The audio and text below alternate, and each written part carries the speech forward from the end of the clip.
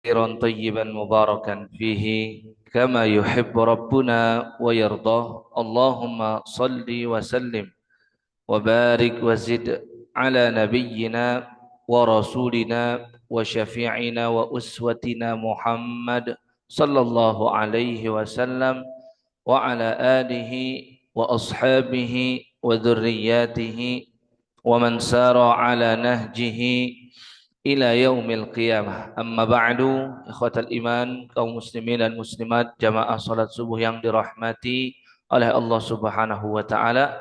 Puji syukur mari kita panjatkan kepada Allah.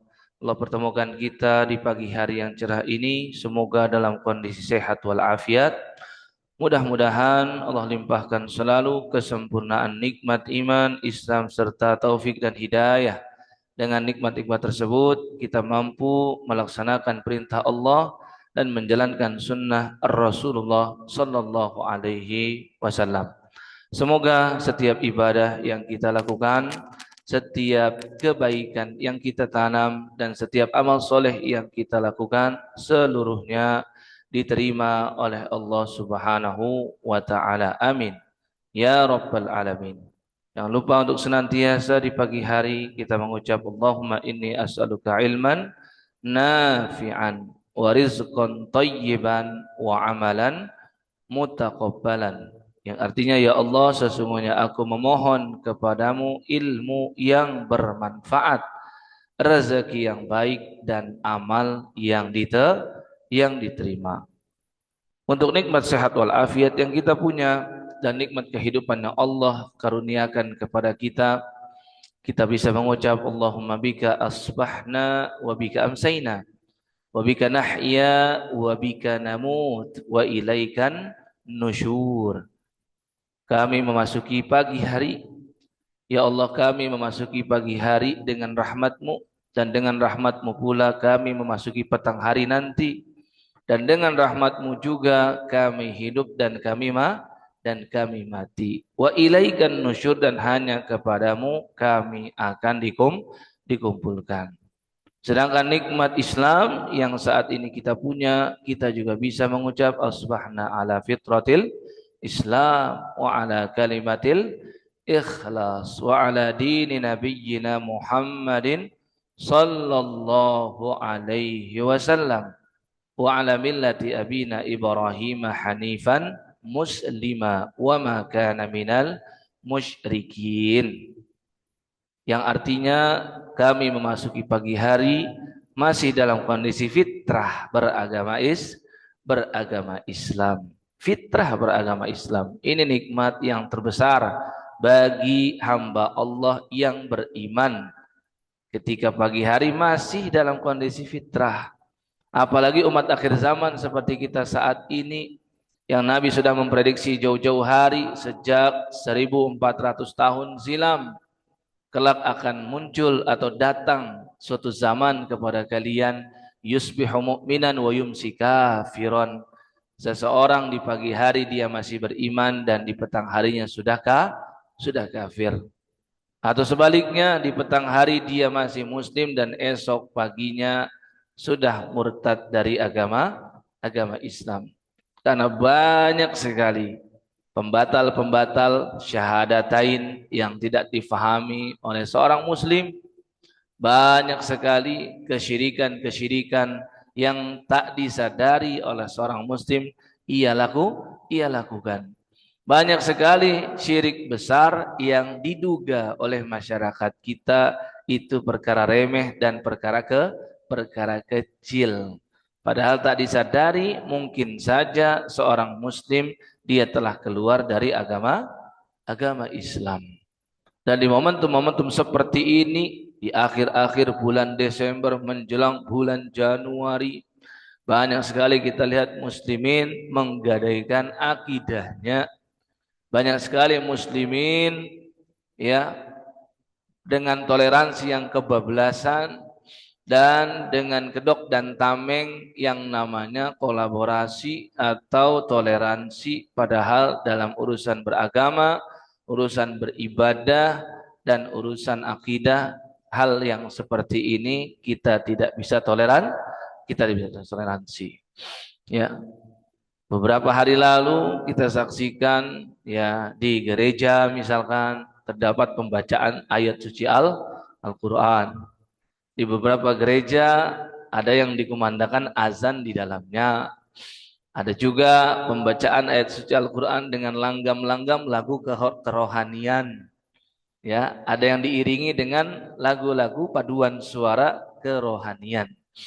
Padahal nyanyi-nyanyian seperti itu, lagu-lagu yang demikian, menurut mereka itu bagian dari ritual ibadah. Sedangkan kita kadang tidak menyadarinya. Menganggap itu hanya bukanlah ibadah. Menganggap itu hal biasa. Padahal dalam pandangan mereka ada filosofinya. Nyanyi-nyanyian seperti itu dianggap nyanyian surga. Nyanyi-nyanyian demikian dianggap untuk mengundang malaikat.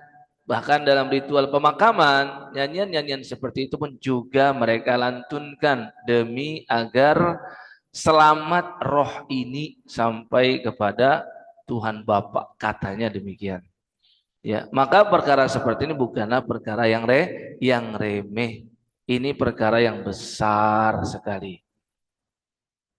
Dan alam semesta ini mengecam dan mengutuk orang-orang yang menganggap Allah Subhanahu wa taala memiliki anak.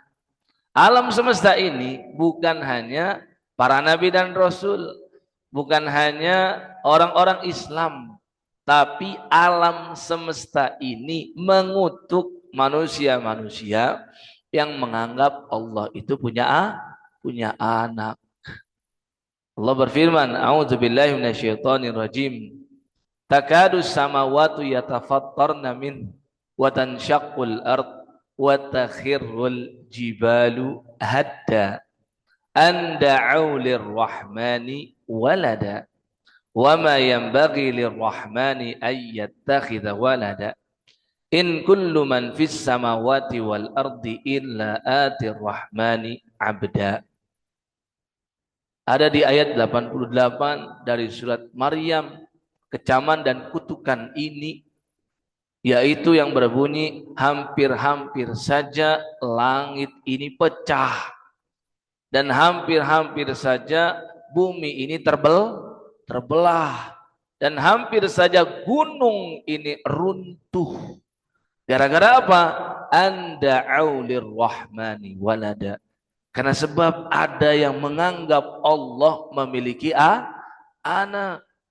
Wa ma yanbaghi lirrahmani ayyattakhidha walada. Padahal Allah Ar-Rahman tidak pantas baginya memiliki anak. Pasangan saja tidak ada, apalagi anak. Allah itu esa. Allah Azza wa Jalla Maha Kuasa. Pengaturan alam semesta ini tidak membutuhkan partner, tidak membutuhkan pembantu. Allah Subhanahu wa taala berikan mandat kepada malaikat itu hanya untuk memuliakan mereka saja. Allah punya makhluk-makhluk yang Allah lebihkan di atas yang lain, maka malaikat itulah yang diberikan mandat oleh Allah Azza wa Jalla.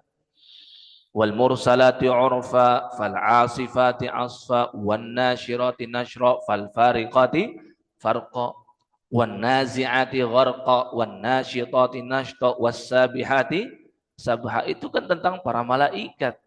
Allah bersumpah dengan an-nazi'at, yaitu adalah malaikat yang mencabut ruh dengan sangat kasar.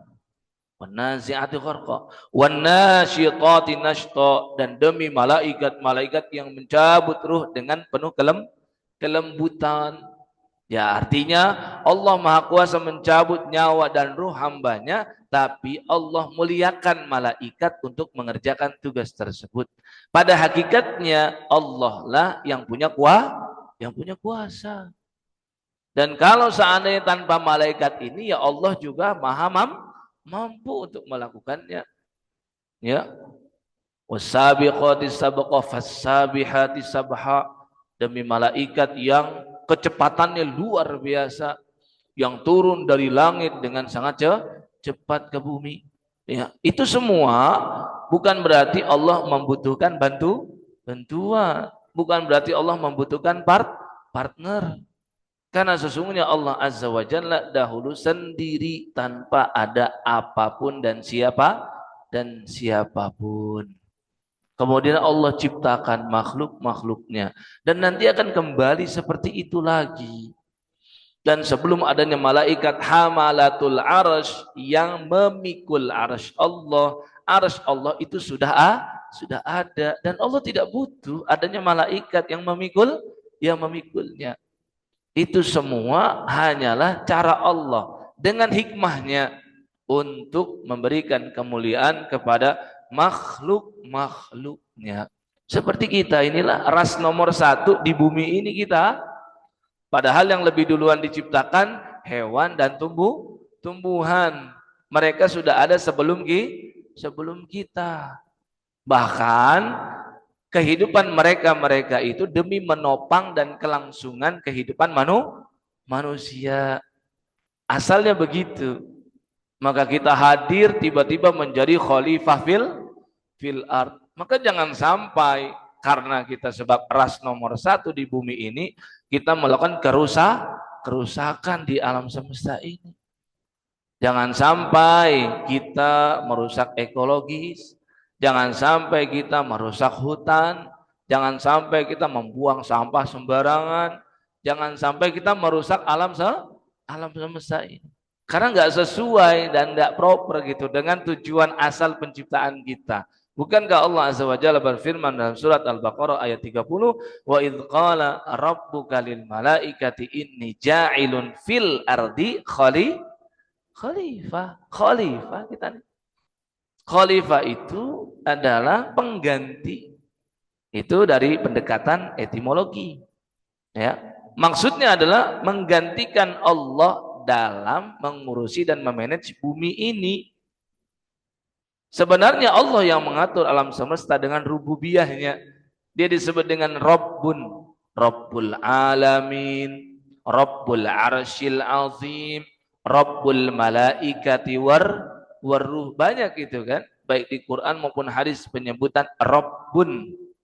Rabbul Alamin iya ada, Rabbul Izzati iya ada, Rabbul Arshil Azim, Rabbul Arshil Karim ada. Rabb itu adalah yang mengatur alam semesta. Dialah sang pencipta, dia pula yang merawatnya. Dialah yang menciptakan, dia pula yang memberi rezeki dengan takarannya. Dia yang memerintahkan, dia pula yang memberikan pahala. Dia yang punya aturan, dia pula yang memberi dosa jika dilanggar aturan tersebut.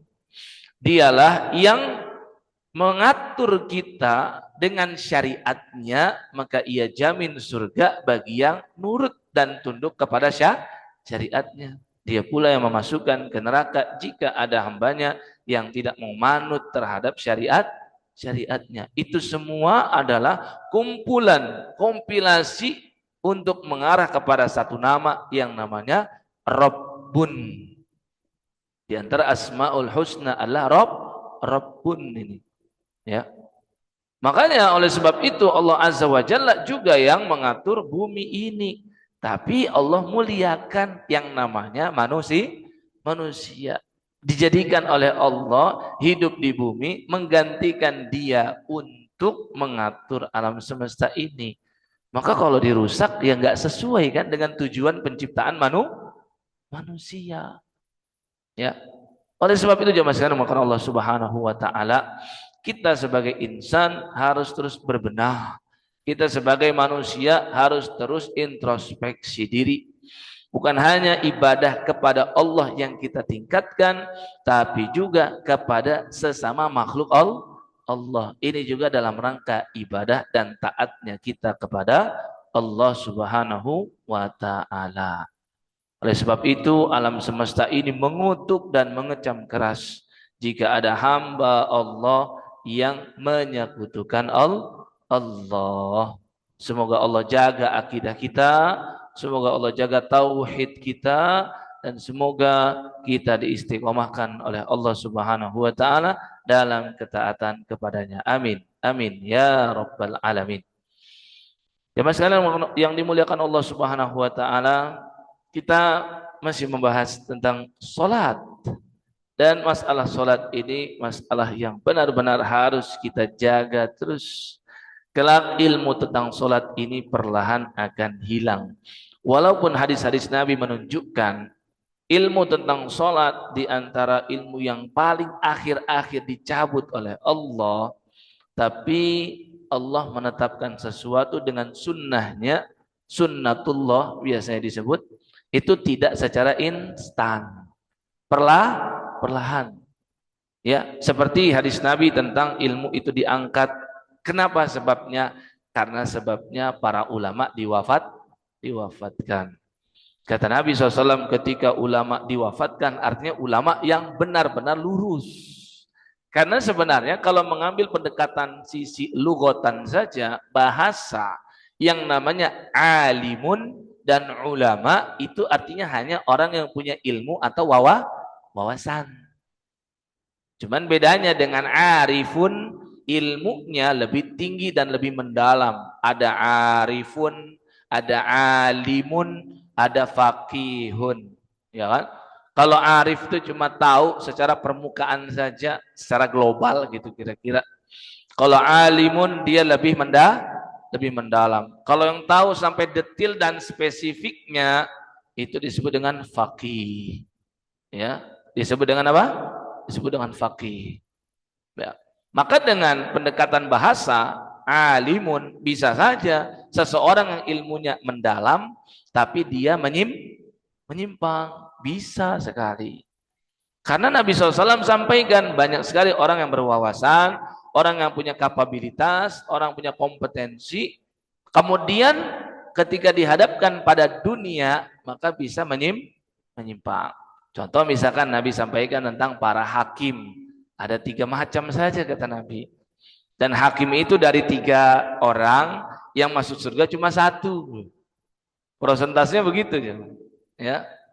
Jadi hakim itu ada 3. 1 dari 3 hakim surga, 2-nya di Nabi yang bilang, bukan saya. Ya. Dan ucapan Nabi ini harusnya jadi renungan saja. Jangan dianggap ujaran kebencian kepada hakim, jangan.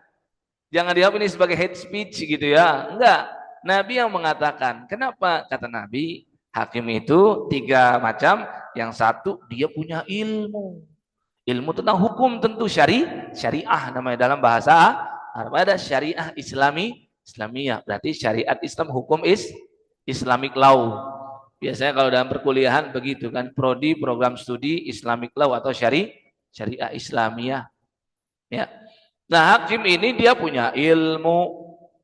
Karena dia punya ilmu, maka dia amalkan ilmunya dan dia lurus. Dia tegak lurus. Maju tak gentar membela yang benar. Yang seperti inilah yang berada di surga. Nah, tapi ada yang kedua kata Nabi, dia punya ilmu, tapi justru karena dia punya ilmu ini dia bermain di dalam sistem. Dia rubah-rubah undang-undang yang menguntungkan dirinya saja, merugikan yang lain.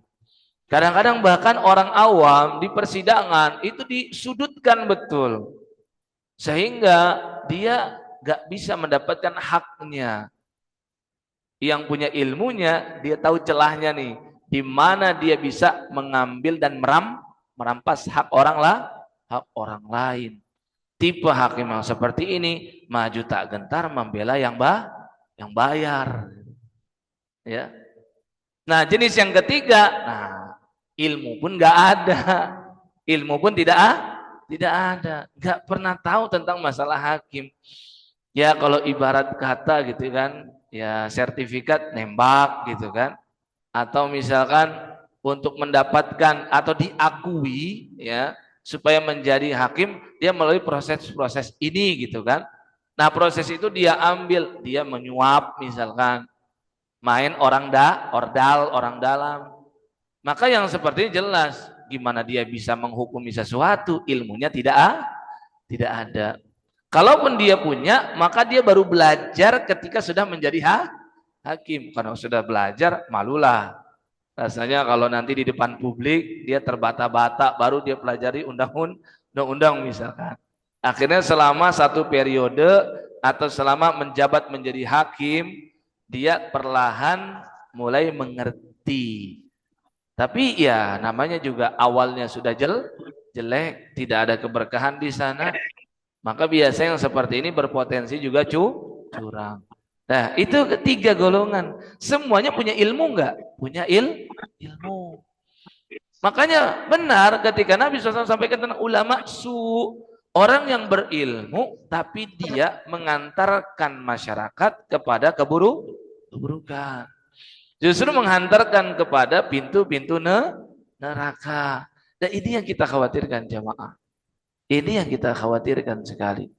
Ketika karena punya profesor, kemudian jadi doktor, atau dia penulis buku, atau dia bahkan membuat kita tafsir, atau misalkan dia justru seorang influencer agama, dia seorang dai dan seterusnya, orang mengakui dia, disitulah ada permainan. Dianggap bahwasannya yang namanya membaca Al-Quran di gereja misalkan sah-sah aja gitu. Yang namanya memasak makanan daging B2 misalkan demi untuk kelangsungan perayaan Natal saudaranya saudara sebangsa, nah, gitu. Kan biasanya gitu ya, seagama ada beda agama tapi sebangsa gitu. Maka hal itu sah-sah aja, nggak apa-apa. Atau misalkan mengambil diskon dan keuntungan di momentum Natal, tapi syaratnya ada, harus memakai atribut Natal misalkan, pakai topi Santa Claus misalkan, atau pakai baju merah gitu kan, atau dengan karung seperti Santa Claus segitulah, gitu.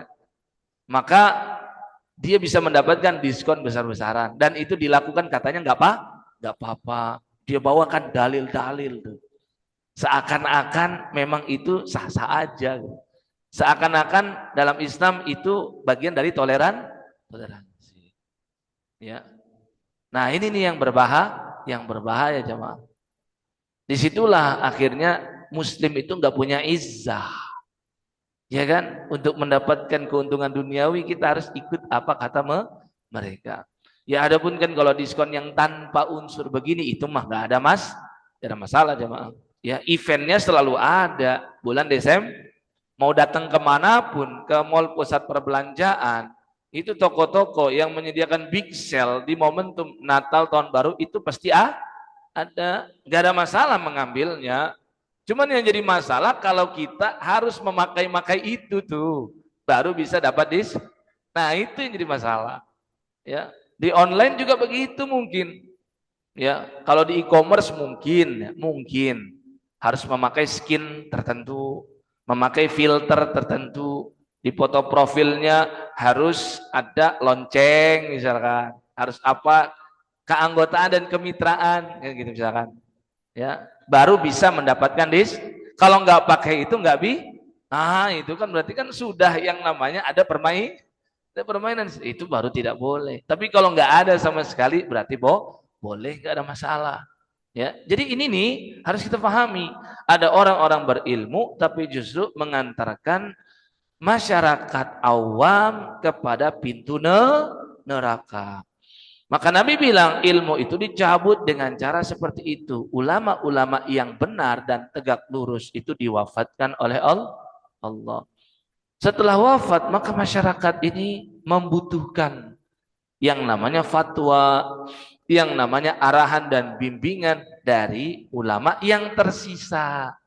Ternyata tadi itu ulama yang tersisa ini bermain. Mereka tidak tahan terhadap dunia. Ada yang menjilat ke penguasa, ada yang ingin mendapatkan jabatan yang strategis, ada yang berpikir kalau saya di Kementerian Agama maka mulus nih bisnis umroh saya. Ada konflik of interest gitu kan. Kebijakan-kebijakan yang nanti akan dia lakukan itu pokoknya yang harus bisa menguntungkan bisnis di bisnis dia. Itu kan masalah dunia. Ini berat sekali. Orang yang berilmu dihadapkan kepada seperti itu. Nah, makanya ketika kita memiliki ulama yang tersisa seperti ini, kata Nabi, terus kita tanyakan tentang suatu masalah, maka dia akan tersesat dan menyesatkan umat manusia. Setelah mereka menyesatkan manusia, barulah muncul yang namanya ruwaibidah, kata Nabi. Ruwaibidah itu yang cuma pandai beretorika, pandai ngomong agama, langsung dipanggil Ustaz, Kiai, ulama, ya, tuan guru dan seterusnya. Padahal dia tidak punya ilmunya. Sehingga kata Nabi SAW, makin tersesat dengan cara itulah ilmu diangkat. Akhirnya ada ilmu yang paling pertama diangkat oleh Allah, ilmu tentang waris, kata Nabi. Itu yang paling pertama. Maksudnya ilmu yang berkaitan dengan syariat Islam tuh. Ilmu waris yang paling pertama. Sehingga kata Nabi, ada satu keluarga gak ngerti apa solusinya nih. Ya, salah satu kerabatnya wafat, ya. Coba tanya ke ini nggak tahu, ini nggak tahu, ini nggak tahu. Satu keluarga besar kumpul bersama, nggak tahu gimana penyelesaiannya secara syariat, kata Nabi. Ini terjadi nggak? Terjadi tuh. Prediksi 15 abad lalu terjadi sekarang. Terus kata Nabi apa? Terus hilang perlahan ilmu-ilmu tentang syariat Islam. Sampai di bagian yang paling akhir ilmu tentang sholat ini, kata Nabi. Kalau ilmu tentang sholat sudah hilang dan habis, nah udah. Akidah tercerabut, tauhid hilang, sampai kata Nabi tidak akan terjadi kiamat sampai di atas muka bumi manusia sudah tidak kenal lagi dengan satu kata yang paling agung, yaitu Allah. Segitunya ya. Gimana tuh? Bayangkan kondisi saat itu. Kita berkhayal kalau hidup di zaman itu. Berarti udah nggak ada yang lagi sholat karena memang sudah hilang ilmu tentang sholat. Yang tersisa manusia-manusia yang kafir dengan tingkat kekufuran paling tinggi. Sehingga kata sahabat Amr bin As radhiyallahu taala anhuma mengomentari hadis Nabi ini nih, ya, kata beliau, orang kafir saat itu lebih parah lagi daripada orang kafir Quraisy dulu. Tingkat kesyirikan mereka lebih parah daripada orang Quraisy dulu. Karena orang Quraisy mau bagaimanapun mereka kenal dengan yang namanya Allah. Kenal mereka, tahu mereka. Wala in sa'altahum man khalaqas samawati wal ardi la yaqulunna Allah. Banyak banget ayat-ayat dan narasi yang seperti itu di dalam Quran. Ya, wahai Muhammad, jika kau tanya kepada mereka, siapa pencipta langit dan bumi? Niscaya mereka akan dengan tegas menjawab, Allah. Kan rusaknya mereka kan hanya di tauhid uluhiyah aja sebenarnya. Untuk rububiyah pengaturan alam semesta itu mereka paham betul, Allah lah. Cuman ibadah mereka ini nih yang dipersembahkan kepada selain Allah. Masalah keuluhiyahan. Ya, Allah memiliki asmaul husna yang namanya ilahun. Apa namanya? Ilah itu asmaul husna. Apa makna ilah? Ilah itu adalah objek yang disembah.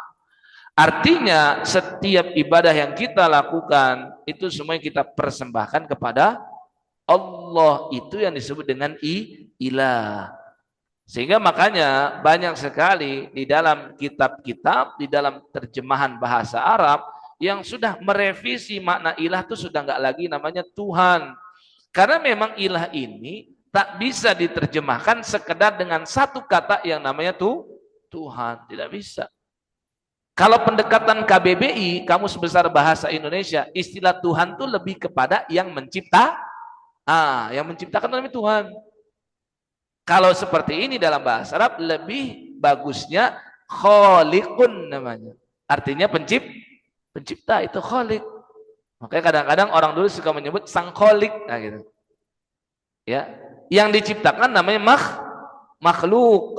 Khaliq sang pencipta, makhluk yang Kalau Tuhan dengan pendekatan kamus besar bahasa Indonesia, lebih tepatnya untuk ditranslate ke bahasa Arab yaitu dengan khaliq.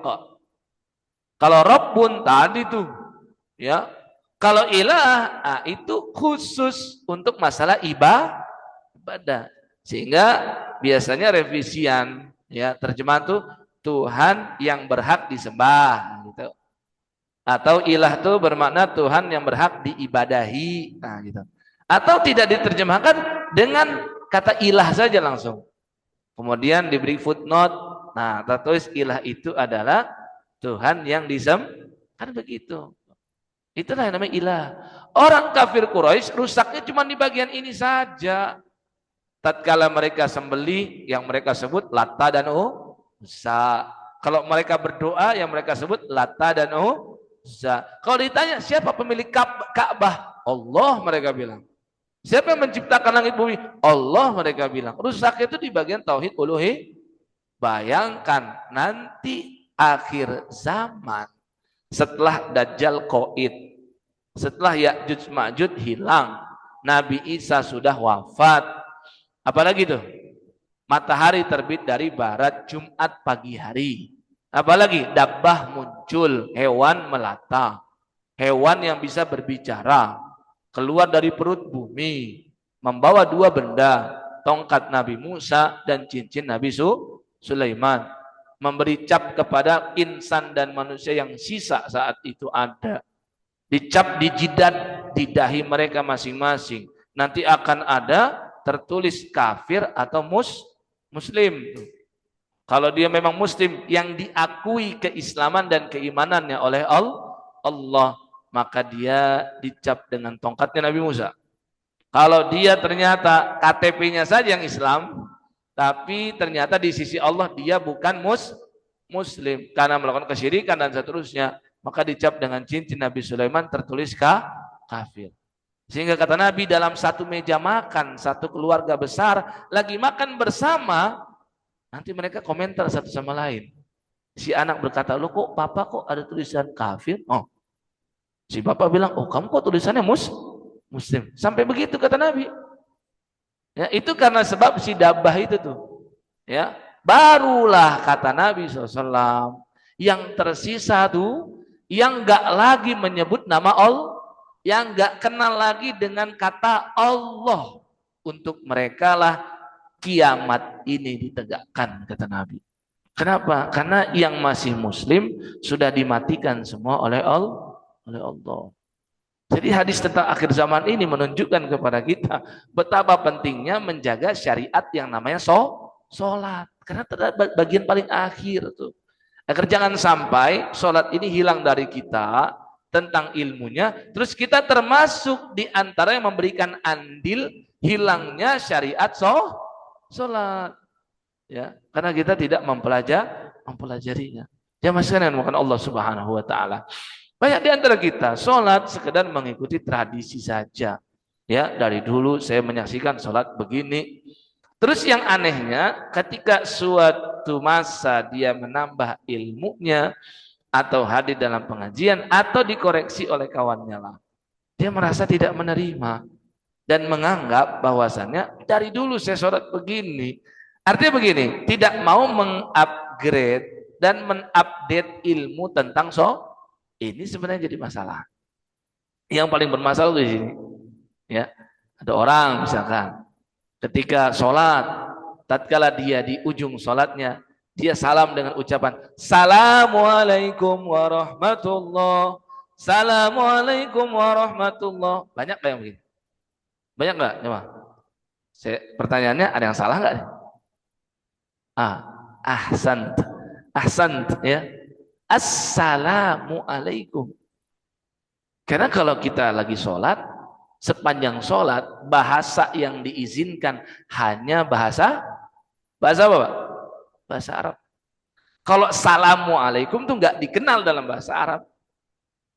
Kalau kita papasan sama kawan kita, Assalamualaikum, iya itu kita kenal. Itu bahasa Indonesia. Orang yang mengucap salam begini, paling niatnya saja mungkin yang dihitung sebagai pahala.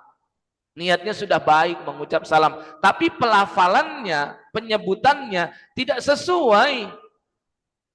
Maka niat baiknya insya Allah masih diterima. Tapi hendaklah dirubah agar salam ini benar-benar bermakna doa. Karena kalau ingin doa, ya disesuaikan dengan lafalnya. Assalamualaikum warahmatullahi. Kalau mau singkat, Assalamualaikum. Kan gitu. Ya, jangan ASS, WRWB, ya gitu kan. Gitu. Ya. Kecuali kalau dia tulis ASS, WRWB, plus dia kasih voice note-nya. Assalamualaikum warahmatullahi. Bisa di WA gitu kan. Dan sebaiknya memang, bagusnya kalau di WA itu, jawab ataupun mengucap itu dengan voice note atau menulis dengan bahasa Arab dengan tulisan sendiri. Kenapa? Tatkala kita menulis sendiri, kita tuh mengiringi dengan lisan. Assalamualaikum. Tapi sekarang kan pakai stiker. Ya, stiker. Maksudnya stiker tempel. Kalau sembari mengirim dengan stiker, dia mengucap, nah, nggak apa-apa, dapat insya Allah. Karena poinnya tuh di situ, mengucapnya itu. Karena dia dapat pahala dengan sebab doa kepada saudara muslimnya. Ya sekarang ada kemudahan. Ya, itu kita insya Allah kalau bukan masalah ibadah ritual, kita memang ada fleksibilitas benar dalam syariat kita. Kalau udah masalah ibadah yang ritual perlu sangat ketat sekali. Kaedahnya kalau tidak ada dalilnya jangan sampai ada dalil baru kita lakukan. Tapi kalau masalah muamalah, ibadah yang non ritual memang ada banyak sekali fleksibilitas. Ya di antara mengucap salam itu terjadi fleksibilitas memang. Cuman jangan sampai dengan kemudahan yang ada, kita melupakan esensi ibadahnya sendiri. Dia dapat pahala ketika mendoakan saudaranya. Makanya kan, banyak juga orang yang memakai kedok salam, tapi untuk sesuatu hal yang tidak pantas. Nabi aja dulu pernah disapa sama orang Yahudi, Assalamualaikum. Assalamualaikum. Nampaknya kayak Assalamualaikum, padahal Assalamualaikum. Ya, Assamu. Samu itu dalam bahasa Arab artinya racun. Dan orang Arab biasa menggunakan kata Assalamualaikum untuk ngedoain jelek. Kalau di kita ya, mohon maaf, mungkin terjemahannya kira-kira seperti MAMPUS. Nah, mungkin seperti itu. Ya, jadi Assalamualaikum biasa digunakan untuk doain jelek, binasa lu gitu, ya, mati lu, nah, gitu. Kalau bahasa kasar kita mungkin itu, saya nggak tahu sampai sekarang juga tuh MAMPUS itu arti aslinya apa di KBBI saya nggak tahu, ya, saya nggak pelajari itu. Cuman kira-kira seperti itu, karena itu ngedoain supaya mati gitu loh kira-kira. Assalamualaikum. Tapi kan dengan nadanya, dengan cepatnya, dan di akhirnya dengan alaikum ada kesan itu seperti doa. Padahal mah tidak. Iya, kalaupun doain jelek. Makanya kan Nabi jawab dengan alaikum. Nah, gitu. Simpel aja kalau Nabi mah. Dan saat itu kan Ibunda Aisyah yang emosi dan baper ya. Ya gimana nggak baper suaminya didoain jelek begitu kan? Sampai Nabi bilang, Aisyah jangan ngomong sampai sebegitunya. Karena Ibunda Aisyah menjawab dengan yang lebih parah, walaknatullahi alaikum. Kata Ibnu Aisyah begitu, semoga laknat Allah kepada kalian gitu. Ya, kata Nabi jangan, semua disikapi dengan baik kata Nabi. Setiap perkara yang disikapi dengan lembut kata Nabi, arifku itu akhirnya akan baik. Nabi nasihati begitu kepada istrinya. Tapi Ibnu Aisyah bilang, ya Rasul, engkau nggak dengar, kalau saya mah dengar jelas banget, makanya saya balas. Kata Nabi, saya dengar. Makanya saya simpel jawab alaikum saja. Ya artinya buat kamu juga kan gitu. Sehingga Nabi bilang apa? Allah kabulkan doa yang dari saya dan Allah tidak kabulkan doa yang dari Karena di sini menunjukkan jelas inti salam itu doa. Kalau sudah tahu doa ucapkan dengan tepat. Ya assalamu alaikum. Oke lah kalau di luar sholat kita tidak begitu ketat karena ini masalah muamalah bagaimana kita berinteraksi kepada sesama manusia. Tapi perlu sekali untuk dirubah yang selama ini menyebutnya dengan tidak tepat. Perlu. Kenapa? Supaya pahalanya sempurna. Niat baiknya insya Allah dapat, tidak kami ingkari itu. Karena seseorang tahu dengan menyebarkan salam tumbuh yang namanya rasa saling cinta. Ya, saya dianggap nih, ya Allah, Bapak RT ternyata ucapin salam sama saya. Berarti kita dianggap di warga situ kan gitu kira-kira. Ya, begitupun ketemu dengan Bapak RW, Assalamualaikum gitu kan. Ah, itu akan menumbuhkan rasa cinta, interaksi. Kita tuh manusia tuh butuh disapa sebenarnya. Dan sapa terbaik dari muslim itu adalah salam. Jadi dapat insya Allah niat baiknya. Cuman kurang sempurna pahalanya karena menyebutkannya tidak tepat. Ini kalau di luar tapi Bapak Ibu, kalau sudah di dalam sholat, disitulah sangat ketat. Kita tidak boleh melafalkan sesuatu di dalam sholat dengan bahasa selain bahasa Arab yang diizinkan. Kalau selain bahasa Arab boleh, nanti orang berkreasi enak aja. Orang Sunda bilang Allah nu ageng gitu.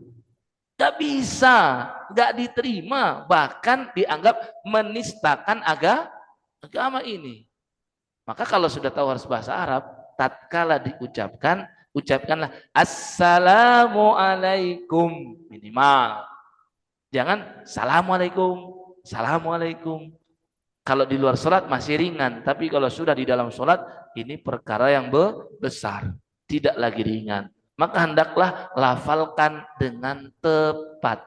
Assalamualaikum. Orang yang belajar bahasa Arab itu tahu, adanya imbuhan alif lam di awal, itu bukan tanpa makna. Dan kalau tidak memakai imbuhan alif lam di depan, seharusnya dia mengucap salamun alaikum. Apa? Salamun. Ada tanwinnya. Yang tidak ada alif lam memakai tanwin. Di luar sholat silahkan salamun alaikum. Ya, nggak ada masalah. Karena di dalam Al-Quran juga ada salamun alaikum bima sobartum fa ni'ma uqbaddar. Ucapan para malaikat kepada para penghuni surga. Kalau bahasa Inggrisnya kira-kira congratulations. Nah, kalian sudah berhasil masuk surga. Makanya diucapkan salamun alaikum bima sabartum. Selamat bagi kalian atas kesabaran kalian beribadah di dunia. Ya, fa ni'ma uqbaddar, dan surga itu sebaik-baik tempat tinggal. Kan begitu. Tapi kalau sudah di dalam sholat, ternyata Nabi suruh kita shollu kama ra'aitumuni usolli. Dan ternyata untuk salam itu Nabi nggak mengajarkan dengan cara assalamualaikum, tapi paling minimal assalamualaikum. Nomor satu yang paling minimal itu yang disampaikan Ibunda Aisyah dan Anas bin Malik. Nabi pernah memimpin sholat kami. Kemudian Nabi mengucap assalamualaikum saja. Ya, nggak pakai sajanya, tapi jangan. Nanti pakai saya. Assalamualaikum saja. Ya, assalamualaikum. Di riwayat Ibunda Aisyah beliau menyebutkan taslimatan wahidatan. Nabi cuman mengucap satu kali salam. Di riwayat Anas bin Malik ditambahkan ya assalamualaikum redaksinya. Jadi ini paling efisien waktu, paling hemat, paket hemat tuh. Assalamualaikum. Terus kata Ibunda Aisyah, yamilu bi ra'sihi ila syiqqil aymani qalilan. Nabi menggerakkan kepalanya ke arah kanan cuman sedikit saja, enggak banyak. Hal ini menunjukkan bahwasannya tengok kanan kiri ini perkara yang ringan. Makanya tidak ada ulama yang mengatakan tengok kanan kiri itu bagian dari rukun sholat atau wajib sholat. Dia sunnah sholat. Ya. Ingat istilah sunnah sholat ini sudah mengacu kepada perspektif fikih. Tapi kalau saya mengucap sunnah Nabi, nah ini adalah maksudnya perbuatan Nabi, ucapan beliau atau ucapan dan perbuatan sahabatnya yang dibenarkan oleh itu yang disebutkan sunnah Rasulullah SAW. Sehingga kalau dibahas secara perspektif fikih, boleh jadi hukumnya wajib, boleh jadi hukumnya mubah-mubah saja, boleh jadi hukumnya sunnah. Ya, tapi kalau sudah saya katakan ini sunnah sholat, berarti sudah ini maksudnya perspektif fikih yang kalau dikerjakan berpahala, ditinggalkan tidak berdosa. Dan dengan riwayat Ibunda Aisyah tadi cuma 1 kali salam taslimatan wahidatan, menunjukkan berarti kadar minimal salam itu 1 kali untuk dikatakan sah. Kenapa kita sampai mengatakan dikatakan sah? Karena Nabi bilang penutup sholat itu salam. Dalam hadisnya Ali bin Abi Thalib, Nabi bersabda, miftahu sholat tuhur, wa tahrimuha at-takbir, wa tahliluha at-taslim.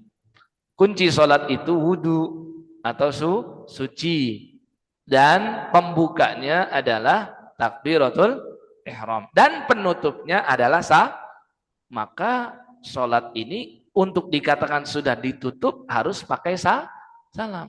Makanya salam itu masuk kategori rukun sholat, tengok kanan kirinya bukan. Dan dengan Ibunda Aisyah cuma sekali beliau katakan Nabi melakukannya, menunjukkan berarti yang rukun sholat itu salam yang pertama. Dan dengan Ibunda Aisyah menyampaikan Nabi tengok ke kanan cuma sedikit, bermakna sudah tengok kanan kirinya sunnah, terus ada keringanan lagi, nggak mesti 90 derajat. Karena hadis yang menunjukkan 90 derajat atau lebih sedikit lah, nggak mesti juga kita bawa siku gitu kan. Kita bawa penggaris ya, lagi sholat, mengukur 90. Ya, ini kita dapat dari kesimpulan hadis saja. Seperti Sa'ad bin Abi Waqqas, beliau bercerita begini, kami paling menanti momentum saat Nabi itu salam. Karena nampak sekali pipi Nabi yang putih. Makanya yang di sop 1 tuh, kalau di belakang Nabi itu udah jelas ya, itu orang spesial Pak, jangan orang sembarang.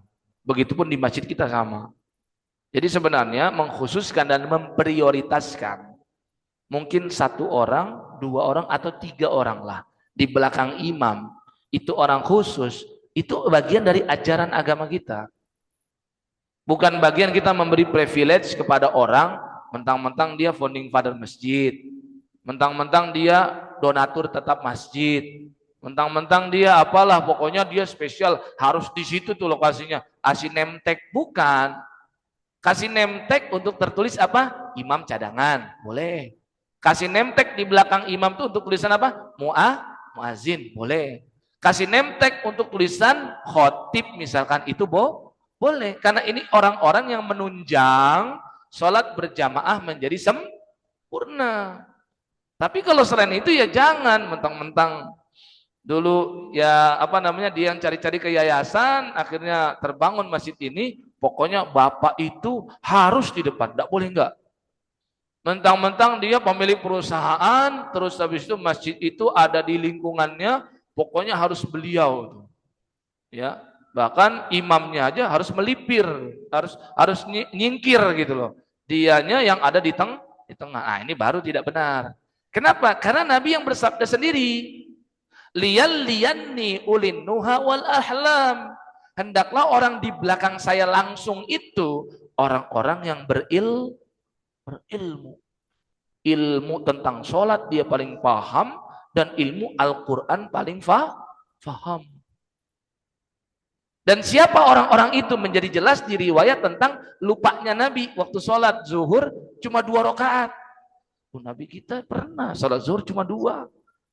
Kenapa ya di kita ya ada imam lupa setelah selesai ramai betul ya.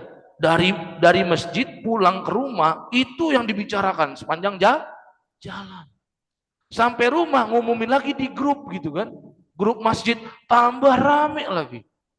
Padahal Nabi saja pernah dan lupanya Nabi. Kalau mau benar-benar kita lihat hadis ya Pak, itu ada sekitar 5 atau 6 hadis tuh pernah kami kumpulkan. Itu di luar nalar semua. Bayangin 4 rakaat jadi 2. Di kita tuh gimana ya orang kayak gini, kok bisa ya lupanya sampai segitu kan kira-kira. Tapi itulah manusia. Allah tidak ingin mencopot dari sisi nabinya karakter utama manusia, yaitu ini karakter utama loh Pak. Kata Ibnu Abbas, ya, summiyal insanu linisyanihi. Adam disebut al-insan dan keturunannya juga disebut dengan al-insan linisyanihi karena punya karakter utama yang namanya kita lupa nih, ini karakter utama kita loh Pak. Kita semua punya skill yang tinggi di bagian ini nih. Ya, ini basicnya kita tuh memang lupa. Semenjak Nabi Adam lupa yang pertama yang dulu pernah kita sampaikan itu, didatangi oleh malakul maut karena udah waktunya beliau dicabut nyawanya. Saat itu Adam berkata, masih belum lagi, usia saya kan 1000. Ya, kata malakul maut, enggak, dulu kamu sudah pernah kasih subsidi buat calon keturunanmu si Daud, yaitu 1000 dikurangin 40, 960, karena Daud cuma 60 ditambah 40 jadi 100. Hadis riwayat Tirmidzi itu ada. Kan kata Nabi situ kan gitu. Fanasiya Adam wa nasiyat dzurriyyatuh. Wa khati'a Adam wa khati'at dzurriyyatuh. Wa jahada Adam wa jahadat dzurriyyatuh. Kata Nabi, karena Adam lupa saat itu momentum lupa pertama kali di atas muka bumi, Pak. Maka keturunannya juga suka lupa. Karena Adam berbuat kesalahan, maka keturunannya juga suka berbuat salah. Dan karena Adam mengingkari janji yang pernah dia lakukan dulu, maka keturunannya suka gitu. Itu hadisnya ada, Pak. Ya, tapi jangan pula dengan hadis ini kita nyalah-nyalahin Nabi Adam. Karena dulu Nabi Musa waktu momen ketemu sama Adam juga pernah mempermasalahkan. Ya, wahai Adam, kalau bukan karena engkau tuh yang makan buah tuh, kita tuh nggak akan susah payah tinggal di bumi. Begitu kira-kira bahasanya. Ya. Maka Nabi Adam bilang, wahai Musa, sampai Nabi Adam menyebut kemuliaannya Nabi Musa, kalimullah, seseorang yang bisa berdialog langsung dengan Allah. Bagaimana bisa saya menolak apa yang sudah tertulis sejak 50.000 tahun sebelum bumi diciptakan, kan begitu. Ya. Makanya ungkapan yang namanya qadarullah itu kan sangat penting. Untuk apa sih?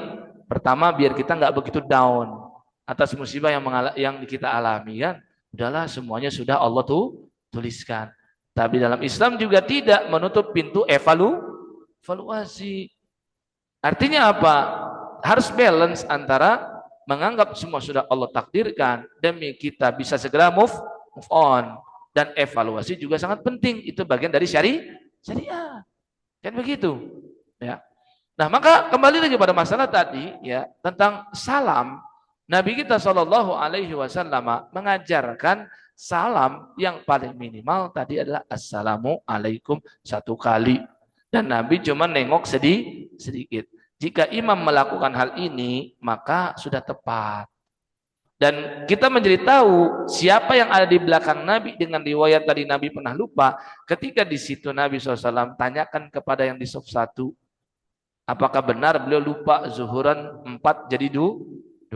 Ternyata di situ Nabi konfirmasi kepada Abu Bakar, kepada makanya di belakang beliau itu memang orang-orang itulah, Pak. Orang-orang yang sederajat dengan imam atau minimal mendekati kedudukan si imam. Untuk apa nanti kalau ada kesalahan, mereka lah yang paling pertama mengingatkan. Di Masjidil Haram kan kita lihat begitu. Siapa yang jadi imam? Syekh Yasir Ad-Dusuri misalkan. Beliau yang jadwal imam sholat itu paling banyak sekarang di Masjidil Haram. Belakangnya itu adalah dewan imam semua. Gak sembarang. Gak mentang-mentang hafiz Quran dari Indonesia ngambil di stop situ tuh. Enggak. Ditarik sama ini, Pak, sama amennya, sama askarnya tuh ditarik itu. Ya kan? Nah, itulah contoh ya bagaimana Nabi SAW diperhatikan oleh sahabat dalam sholat. Nah, kembali ke hadis Sa'ad bin Abi Waqqas tadi, kami menanti sekali momentum Nabi itu kalau salam nengok terus pipi putih Nabi kelihatan. Nah, tapi kali ini Bunda Aisyah bilang Nabi tidak menengok sampai maksimal. Berarti jelas. Fix dengan hadis ini. Yang namanya tengok kanan kiri hukumnya dan kesunahan ini begitu fleksibel sekali dalam syariat. Yang ingin sempurna silakan. Yang kalau dia tidak mau sempurna juga boleh. Kan yang sayang kalau kita sudah tahu ilmunya, kita tinggal. Jadi kami menyampaikan ini bukan justru mengarahkan kepada jamaah untuk gak apa-apa deh tinggalin. Bukan. Agar menjadi jelas saja secara hukum syariatnya bagaimana. Tapi kita yang sudah tahu ilmunya harusnya mengamalkan yang paling sempurna. Terus, tadi ya komentar terhadap salam. Jadi mulai saat ini yang sholat masih Assalamualaikum warahmatullahi. Assalamualaikum. Nah itu dirubah menjadi Assalamualaikum. Sedangkan kalau warahmatullah itu lebih baik. Karena ternyata Nabi SAW pernah Assalamualaikum satu kali itu aja. Pernah juga Nabi Assalamualaikum ke kanan dan ke kiri.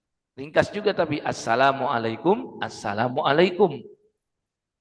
Dan tidak ada riwayat tentang Nabi memberi jeda dengan menengok terlebih dahulu ke arah sujud. Kadang-kadang ada yang begini kan? Nah gitu. Jadi ke situ dulu gitu kan. Nah kalau memang tidak ada riwayatnya, sebaiknya kita amalkan sesuai saja. Yaitu Nabi ke kanan dan ke kiri. Sehingga tidak perlu adanya pemberian jeda dengan melihat ke tempat sujud kemudian begini. Ya. Karena kalau misalkan ada, niscaya akan disampaikan oleh sahabat. Di bagian sholat itu detail sekali para sahabat menceritakan. Jangankan yang masalah itu ya, ketika angkat tangan saja sampai di mana, itu Ibnu Umar menyampaikan. Sahabat Malik bin Huwairis juga menyampaikan. Sahabat Wa'il bin Hujr juga ngasih tahu ke kita. Sangat akurat dan presisi dikasih tahu. Apalagi yang kayak begitu. Ya. Ketika Ibnu Umar menyampaikan Nabi membentuk angka 53, itu aja disebutkan ketika akan tahiyat tuh, akan menunjuk 53 gitu maksudnya. 53 itu aja disampaikan. Terus halaqatan, sisa yang angka 3 ini 3 ini bukan kampanye Pak ya. Ntar jangan dipotong nih video saya, kampanye nih. 5 ini kan 3. Khamsan wasalasin kata Ibnu Umar tuh. Nah, dari yang 3 ini sisanya membentuk halaqatan. Katanya halaqah itu adalah lingkaran. Yang membuat lingkaran yang mana? Ibham kata sahabat. Ibham itu adalah jempol dan wusto. Berarti kan ini presisi banget tuh. Maka yang masih membuat lingkaran yang misalkan begini, nah sebaiknya dirubah saja. Jangan lagi kan kadang-kadang kita temukan begini ya. Karena disebut halaqatan. Dalam bahasa Arab halaqatan itu lingkaran. Kadang orang Arab menyebut cincin itu dengan halaqah. Lingkaran majlis ilmu juga suka disebut halaqah karena suka melingkar tuh. Ya kan? Gurunya di tiang. Kalau Masjid Nabawi kan tiangnya banyak tuh. Nah, guru di tiang, setiap tiang itu ada tertulis halaqahnya imam siapa, halaqahnya syekh siapa, begitu biasanya. Ya. Jadi halaqah itu Nah, kalau membuat begini ini lingkaran bukan kira-kira? Kan tidak. Maka sesuaikan saya dengan hadisnya. Halaqatan begini nih kita buat. Ya. Nah, kemudian wa asyarabi sababa. Yang tersisa berisyarat dengan sababa. Sababa itu ini, telunjuk. Kenapa disebut dengan sababa? Ini juga ada asal-usulnya, Pak. Sabbun itu artinya mencela, mencaci maki. Karena biasanya orang Arab kalau caci maki sembari nunjuk iya. Makanya jari ini disebut dengan sababa. Jari yang digunakan untuk mencaci kamu nih. Oh gitu kan. Makanya ini dalam bahasa Arab disebut dengan sababa. Ya kita telunjuk. Jangan pula kita mengambil makna bahasanya di situ. Ya kan, telunjuk yang dipakai untuk mencaci nggak usah gitu kan. Kita sudah paham ini namanya jari Nah, maka riwayat itu menyebutkan dengan sangat presisi, akurat, detail. Sehingga untuk salam tidak kami temukan adanya riwayat ya, setelah salam terus lihat ke tempat sujud dulu, baru begini. Sehingga langsung saja kanan, kiri. Nah, demikian. Jadi yang kedua tadi assalamualaikum kanan, assalamualaikum kiri. Baru yang ketiga kata Ibnu Mas'ud, Ya, itu assalamualaikum warahmatullah kanan, assalamualaikum kiri. Dikurangin tuh, ya. Atau ditambah justru ya. Kalau tadi kan assalamualaikum, ini tambah warahmatullah, cuman di bagian kanan, di kiri tidak. Itu cara yang ketiga. Cara yang keempat lebih sempurna lagi, yaitu warahmatullah kanan dan kiri. Ini kayaknya paling banyak di Indonesia. Assalamualaikum warahmatullah, assalamualaikum warahmatullah, itu paling banyak. Ya, itu yang keempat. Yang kelima sampai wabarakatuh. Tapi yang kanan wabarakatuh, yang kiri sampai warahmatullah. Baru yang terakhir yang keenam, yaitu sempurna semua. Assalamualaikum warahmatullahi wabarakatuh. Assalamualaikum warahmatullahi wabarakatuh. Ya, itu contoh koreksian. Mungkin di antara kita masih ada yang salamnya tidak tepat. Kenapa ini sangat penting kami sampaikan? Karena salam ini di antara rukun sholat yang qauliyah, yang sifatnya ucapan. Karena dia ucapan, berarti ya kita koreksi cara mengucapnya. Kalau rukunnya fi'liyah, gerakan, berarti yang kita koreksi tubuh kita. Seperti sujud, seperti ruku. Itu kan adalah rukun sholat yang sifatnya gerakan. Maka diperbaiki sujudnya. Nah, kalau kita ketahui ada rukun yang bacaan, berarti jangan sampai kita lebih peduli terhadap tengok kanan kirinya, tapi malah tidak membenarkan ucapan salamnya tadi. Padahal salam itu yang rukun adalah ucapan, bukan gerakan tengoknya. Sampai sini ada pertanyaan, jemaah? Silakan. Waalaikumsalam warahmatullahi wabarakatuh. Pertama mengenai ucapan salam Ustaz. Pada saat imam salam yang kedua, apakah makmumnya baru ini mengucapkan salam? Assalamualaikum. Terus yang kedua ya Ustaz, ucapan ta'awudz itu pada saat kita mau takbiratul ikam, apakah ada tuntunannya dari Rasulullah SAW? Ta'awudz ya. Ya, makasih Ustaz. Ya. Masalah yang pertama, yang kedua dulu deh ya. Ta'awuz itu adalah sunnah hukumnya. Dan sunnah ini baik di dalam sholat maupun di luar sholat.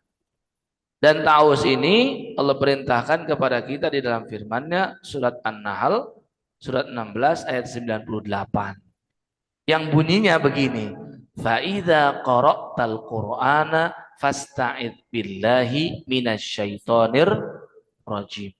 Apabila kamu hendak membaca Al-Qur'an, maka mintalah perlindungan kepada Allah dari syaitan yang terkutuk.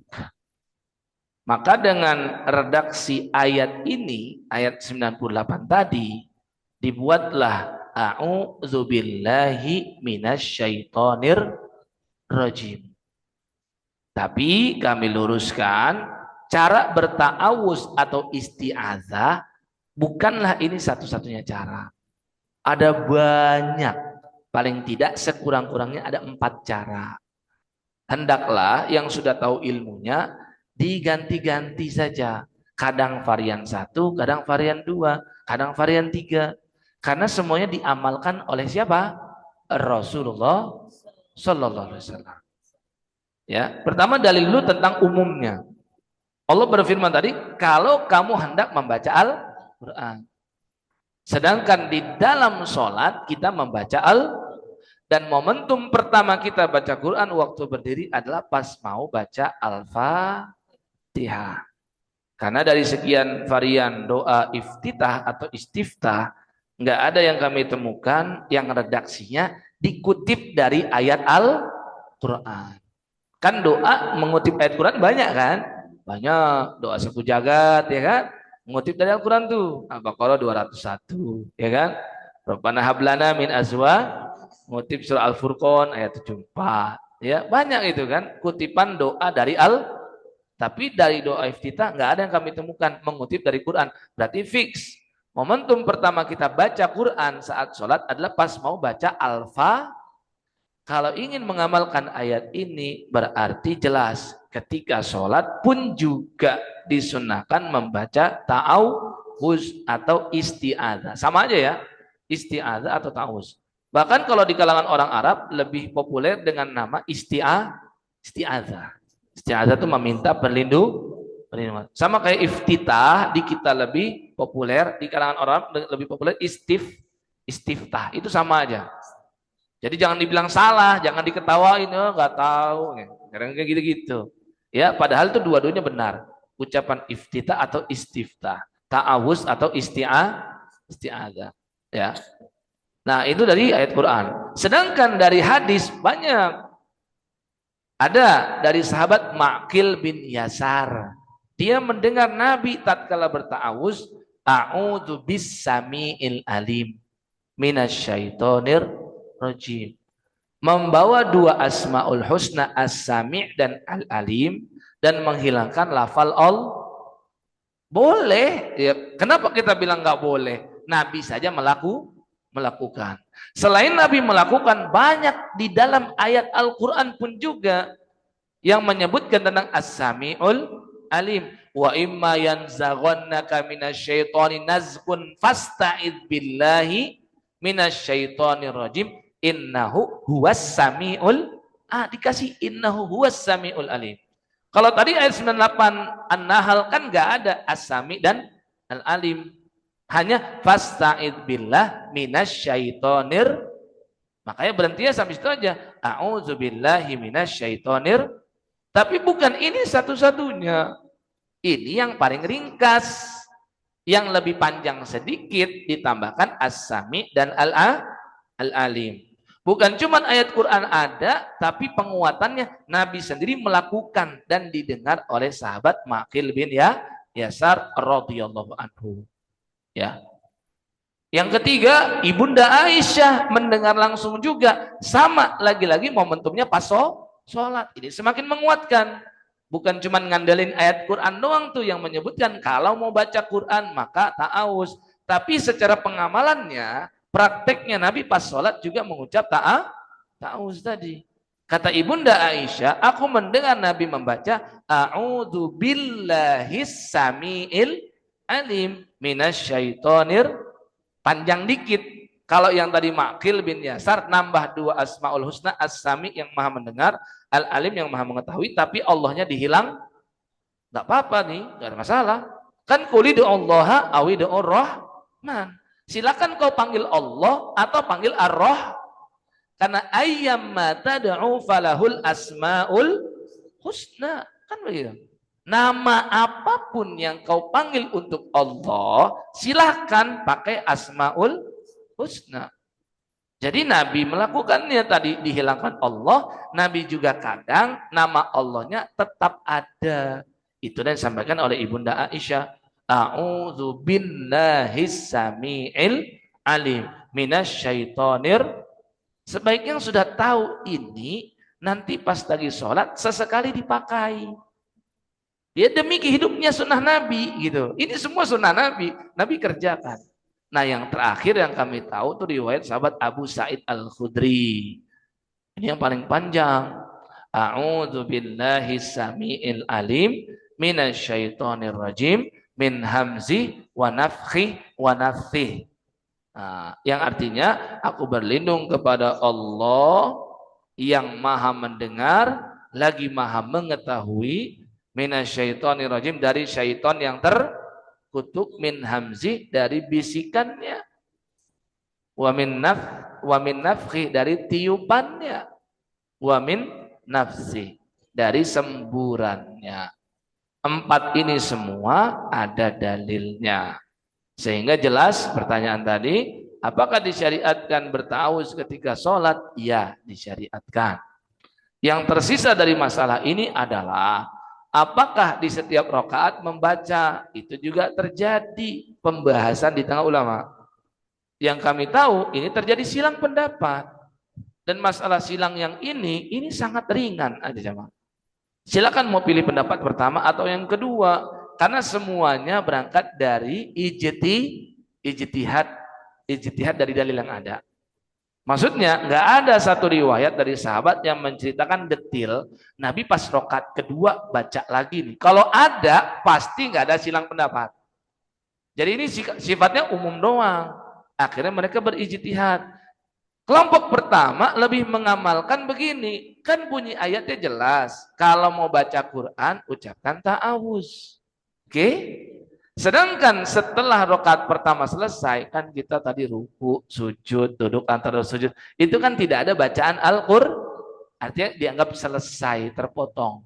Pas bangkit kedua, rakaat kedua kan mau baca Quran lah. Maka menurut pendapat pertama, dianjurkan untuk ta'awuz lah lagi. Silakan yang mau mengamalkan.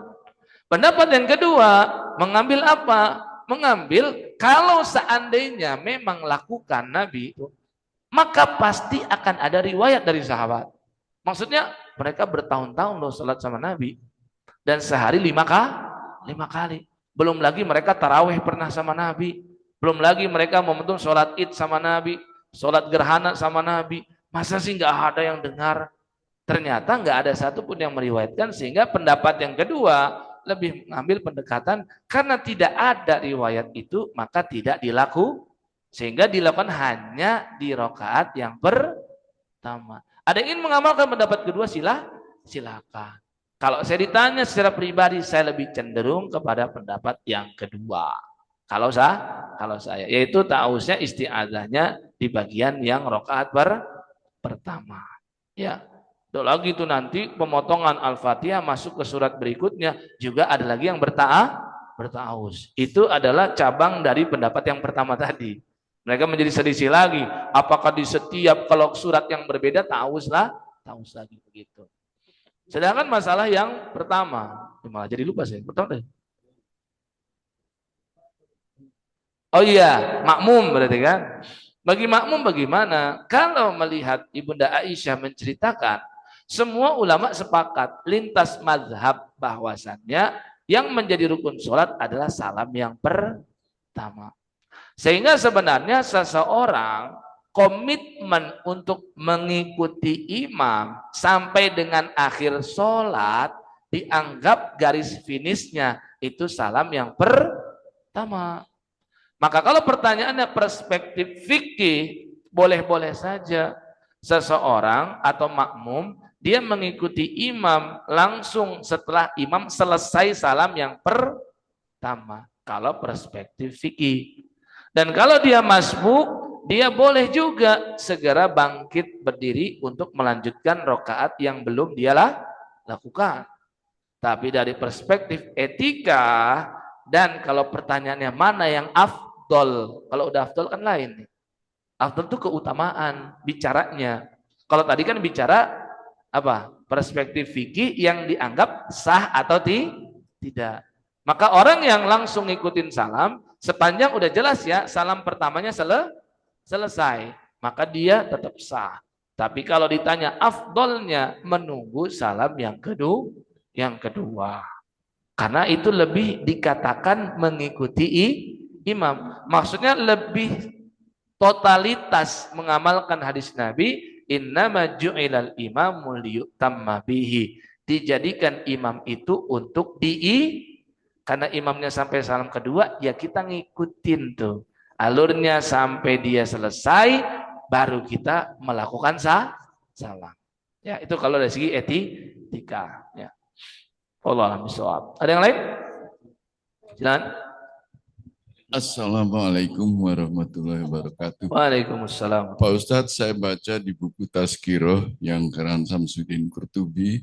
Satu tadi Pak Ustadz menerangkan semua makhluk yang beriman sudah meninggal. Betul, saya sudah itu ketemu. Cuma satu tadi yang saya nggak ketemu.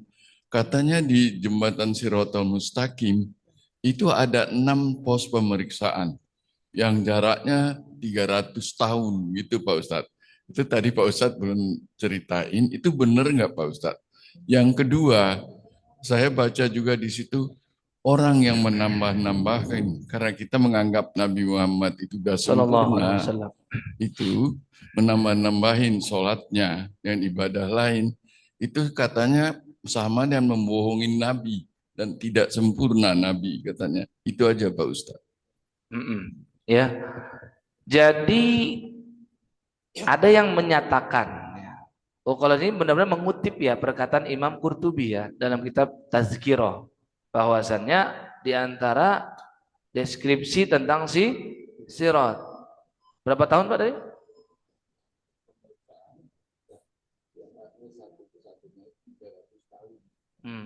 Ya, berarti kalau memang benar itu dikutip dari kitab tersebut, saya yang ngajinya kurang jauh. Karena saya belum pernah mendengar itu. Sejauh saya membaca tulisan Imam Al-Qurtubi yang berasal dari Cordova, Spanyol tuh, Spanyol beliau. Ya, itu adalah kitab tafsirnya. Yang kitab lain jarang sekali, hampir tidak pernah bahkan. Karena tafsirnya aja udah banyak banget. Ya, berjilid-jilid.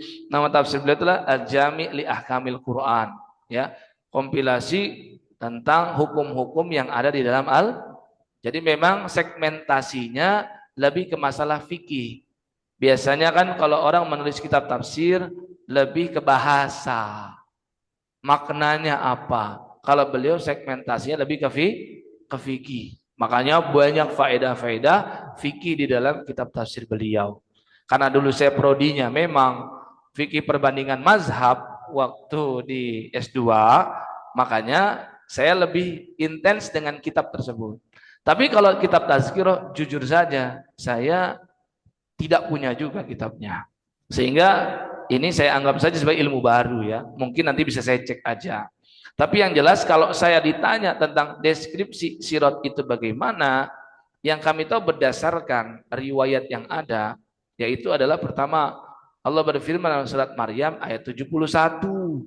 Wa im minkum illa wariduha kana ala rabbika hatman maqdiyya.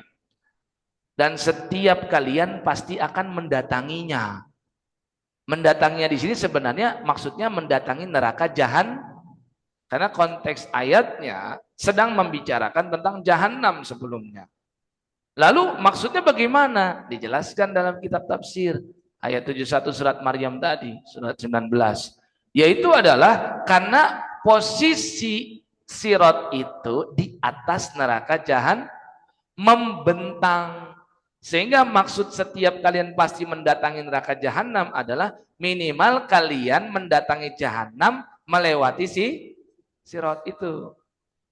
Ya. Dan yang saya tahu juga Nabi nggak pernah menyebut sirat ini dengan istilah siratal mustaqim. Siratal mustaqim itu jalan yang lurus, maksudnya petunjuk Islam yang benar. Tapi ini cuma Nabi istilah dengan sirat saja. Ya, di dalam hadis-hadis itu nggak ada istilah siratal mustaqim. Itu karena kita sering baca Al-Fatihah mungkin kan. Ihdinas siratal mustaqim. Jadi kalau dalam hadis itu kalau nggak Nabi sebut sirat atau Nabi sebut jisrun. Jisrun itu adalah jembatan. Makanya kadang ada yang mengistilahkan jembatan sirat. Ya. Jadi ayat tadi menunjukkan ya deskripsi sirat pertama, dia itu membentang di atas neraka jahanam. Dikuatkan dengan hadis Nabi juga. Nabi bersabda wa yudrabus sirat baina zahrai jahannam.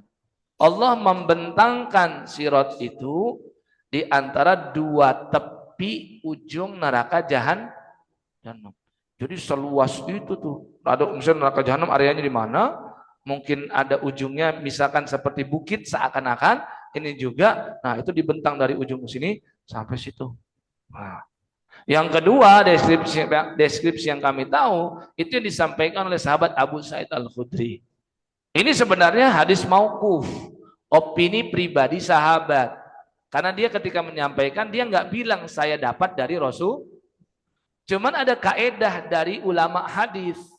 Kaedahnya begini, jika sahabat beropini, sahabat menyebutkan sesuatu tapi masalah goib, itu bisa dijamin 100% dia dapat dari siapa? Rasulullah SAW. Beda kalau sahabat beropini tentang masalah fikih. Itu boleh-boleh saja kita ingkari, kita tolak.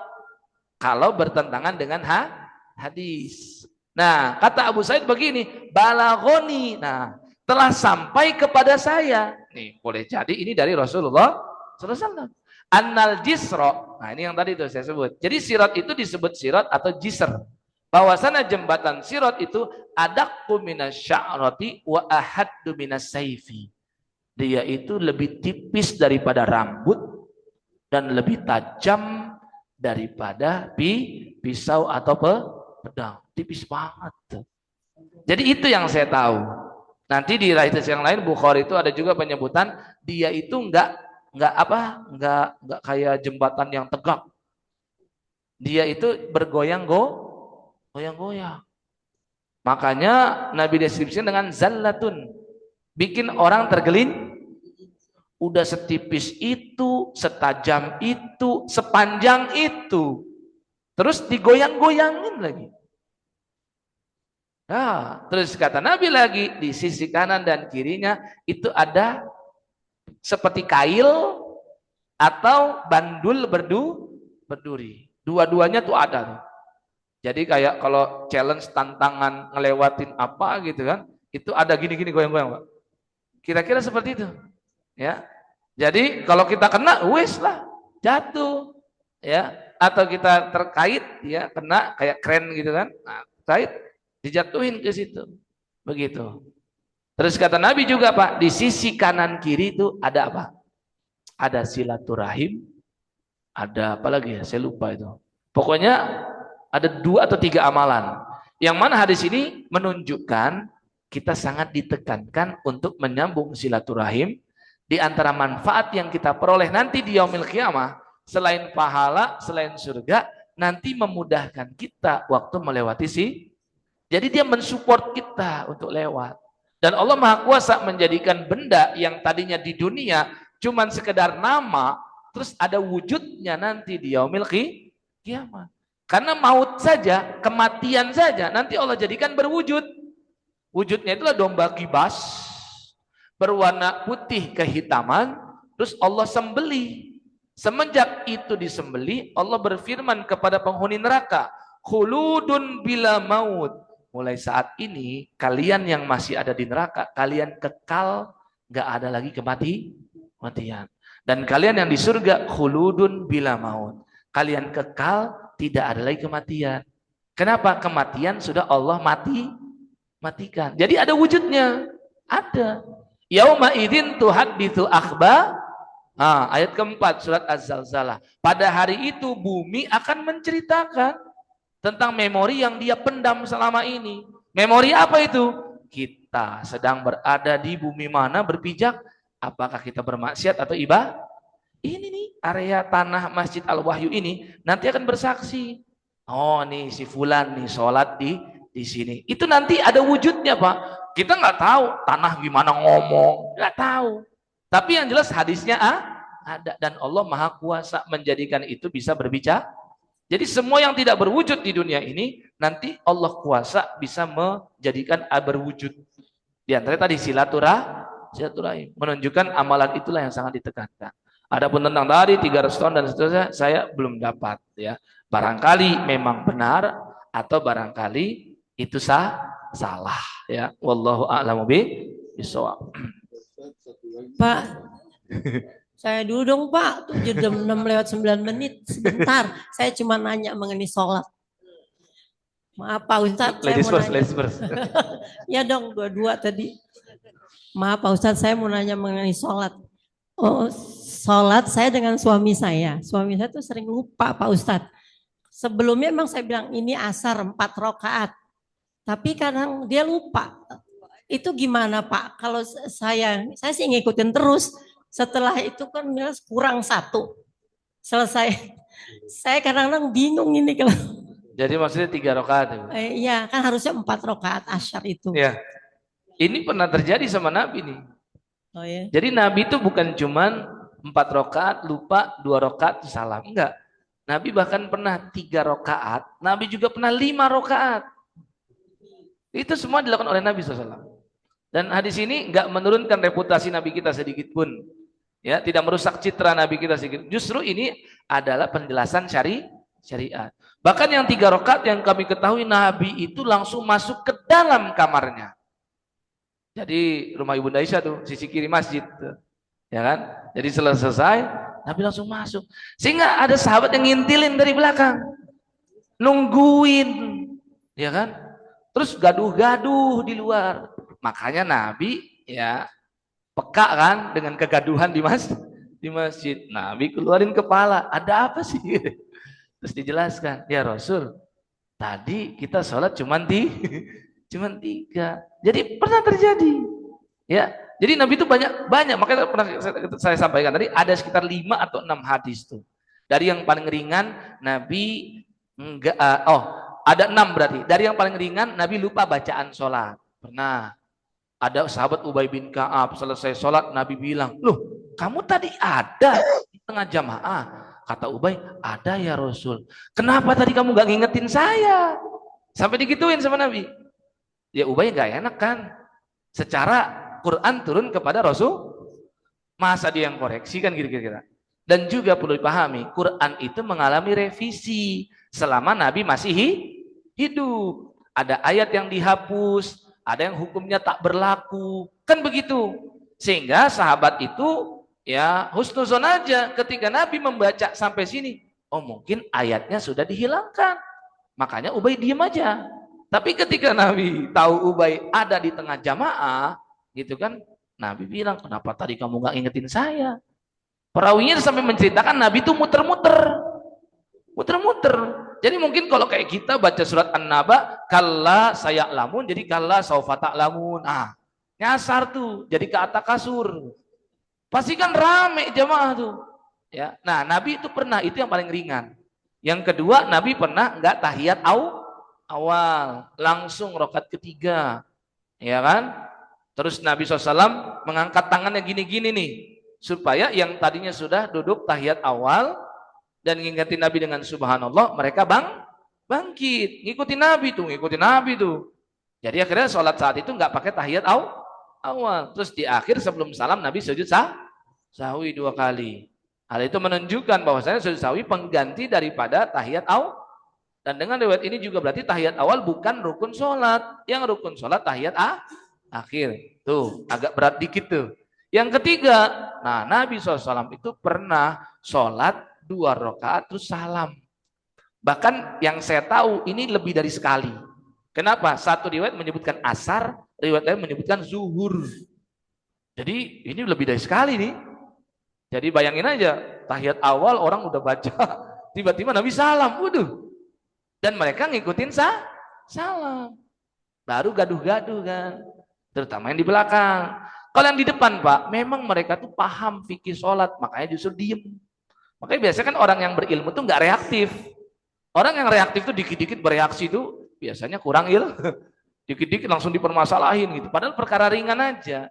Nah kalau yang pertama simpelnya begini. Dulu memang zuhur asar isya pernah 3 tahun kurang lebih cuma 2 rakaat dijalankan.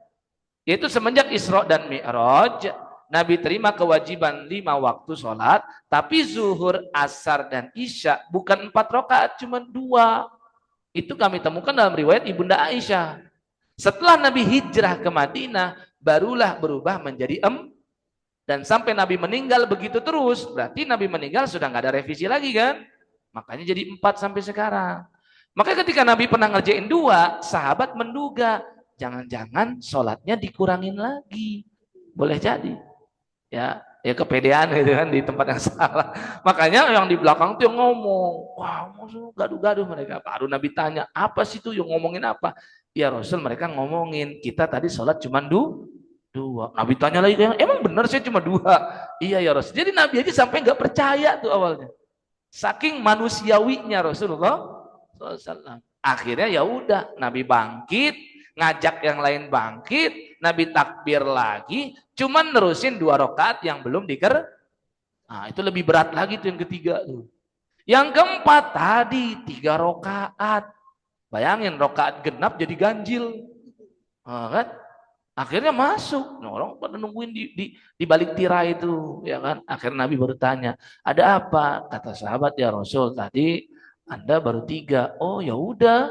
Jadi tinggal ditambah doang 1 rakaat. Walaupun sudah dialog panjang, walaupun salam sudah terjadi, padahal salam itu penutup sholat.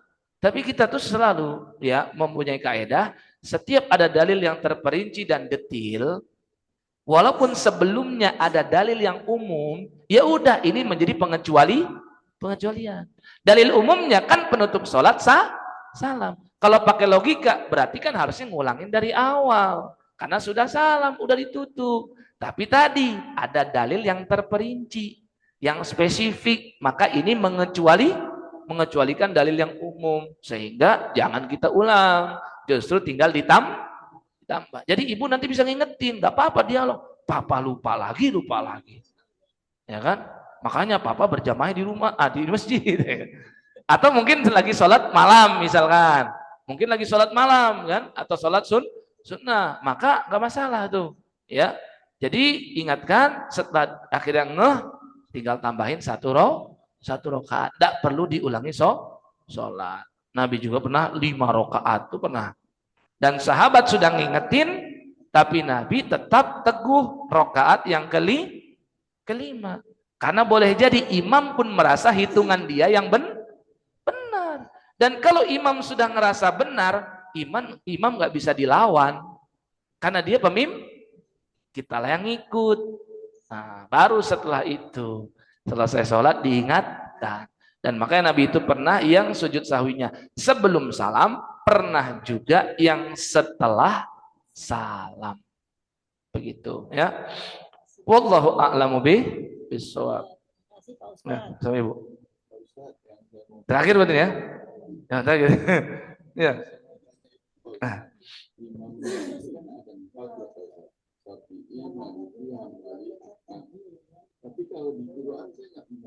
Ya. Ya. Jadi mereka itu ada disebutkan di dalam Al-Quran secara umum saja. Mereka lah yang diridhoi oleh Allah dalam surat At-Taubah ayat 100. Wasabiqunal awwaluna minal muhajirina wal ansori walladzina taba'uhum bi ihsan radhiyallahu anhum wa radu'an. Dan orang-orang yang awal-awal masuk Islam baik dari kalangan muhajirin maupun ansor. Nah, ditambah sama Allah walladzina taba'uhum bi ihsan. Dan generasi berikutnya yang mengikuti jalan mereka dengan cara yang baik. Ayat ini makna tersiratnya adalah yang diridhoi oleh Allah bukan cuma sahabat, tapi generasi berikutnya yang mengikuti jalan sahabat. Dan ada kaidah dalam ilmu tafsir berbunyi al-ibratu bi umumil lafzi la bi khususi sabab. Bahwasannya pelajaran yang bisa kita ambil dari Al-Qur'an itu adalah pelajaran umum. Karena menggunakan redaksi dan diksi yang umum. Walladzina, orang umum ini. Gak bisa kita kotak-kotakan. Pokoknya orang-orang yang mengikuti jalannya berarti kalau ada tabi'in yang mengikuti jalan mereka, mereka masuk dalam ayat itu. Tabi'in yang mengikuti jalan mereka, masuk ke dalam ayat itu. Dan bahkan generasi kita sekarang nih, seandainya sangat komitmen mengikuti jalannya sahabat, kita mengambil titiannya sahabat dan Rasulullah SAW, kita bisa masuk ke dalam ayat tersebut. Allah ridho kepada kita, kita pun ridho terhadap takdir Allah kepadanya apapun bentuknya. Di hadis yang lain, Nabi bersabda, khairul qurun, sebaik-baik generasi adalah qarni, generasi saya, 100 tahun pertama Hijriyah. Summal ladzina yalunahum, kemudian generasi berikutnya yang disebut tabi'in. Summal ladzina yalunahum, kemudian generasi berikutnya disebut dengan tabi'ut tabi'in. Jika melihat kelahiran dan wafatnya 4 orang ini, mereka itu minimal berada di generasi tabi'ut tabi'in. Ya, Imam Abu Hanifah lahir tahun 80 Hijriah. Abad pertama, Pak. Sekarang 14 berapa? 47. Beliau 80 Hijriah sudah brojol. Wafatnya tahun 150, abad kedua. Berarti dia ini tabi'un tabi'in minimal, boleh jadi juga termasuk tabi'in. Makanya ada beberapa riwayat menyebutkan Abu Hanifah tuh ketemu dengan junior sahabat. Dan itu sangat logis. Kenapa logis?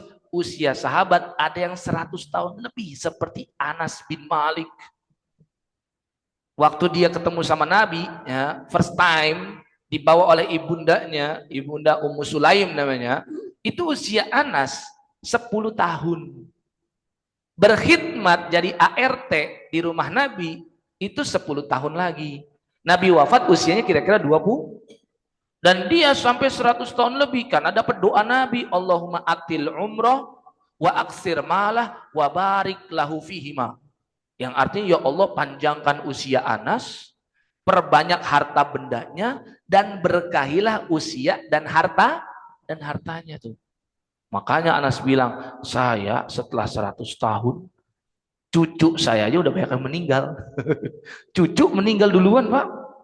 Ya, cucu aja meninggal duluan. Nih di Masjid Haji Naman ada Masjid Al-Iman, tahu nggak? Ya, ada salah satu DKM namanya Bapak Supranoto. Saya pernah dialog sama beliau habis pulang kampung, saya tanya, Bapak udah usia begini masih pulang kampung, ada siapa? Harusnya mereka lah yang datang secara senior, ya, 80 tahun lebih mungkin. Beliau bilang, ibu saya masih hidup, Pak Ustaz. Berapa usianya? 121.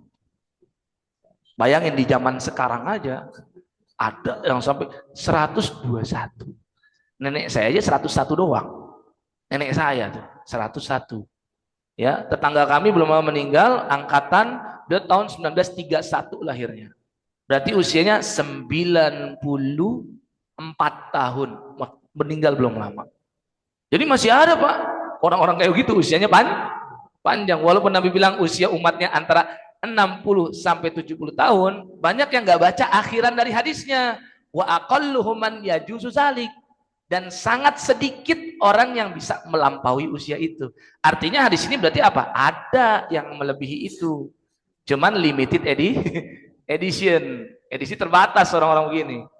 Ya. Jadi Anas tuh contohnya. Makanya banyak yang bilang Abu Hanifah tuh ketemu sama beberapa sahabat. Ya. Siapa lagi? Malik bin Anas tahun 93 lahir. 179 wafatnya. Masih abad kedua. Coba bayangin. Siapa lagi? Imam Syafi'i 150 lahir. Jadi di tahun yang sama dengan meninggalnya Abu Hanifah, Syafi'i baru lahir. Tahun berapa beliau wafat? 204. Tuh, hampir abad kedua. Udah masuk abad ketiga berarti. 204. Yang terakhir Imam Ahmad. Tahun 164 lahir, wafatnya tahun 241. Abad ketiga. Tabi'ut tabi'in. Sekarang bayangin deh, kalau kita mengikuti jalan mereka, apakah sesimpel kita katakan, berarti Anda nggak mengambil sabda Nabi, berarti Anda tidak mengamalkan ayat Quran, karena Anda lebih mengedepankan opini manusia biar nggak sesimpel itu, Mas Bro katanya. Kenapa? Karena mereka ini justru adalah orang yang lebih ngerti ayat Quran, lebih paham hadis bahkan mereka tuh ulamanya ulama. Maksudnya ngerti jalur periwayatan hadis. Kita umat akhir zaman. Jangankan 30 juz, Pak. Juz 30 aja belum tentu habis. Kita hafal. Betul nggak? Kita untuk mengambil istimbat hukum, mengambil kesimpulan hukum dari ayat Quran, kita cuma modal terjemahan Makanya justru kalau ada orang yang mengikuti 4 orang ini, jangan kita tuduh dia lebih mengedepankan manusia biasa daripada Rasul. Apalagi sampai bawa-bawa ayat Quran, ayat kedua surat Al-Hujurat. Ya ayyuhalladzina amanu la tuqaddimu baina yadayillahi wa rasuli. Jangan kau mengutamakan perkataan manusia daripada Allah dan Rasulnya. Bukan. Justru karena kita paham. Kita ini nggak tahu hadis ini sahih atau enggak kecuali lewat mereka.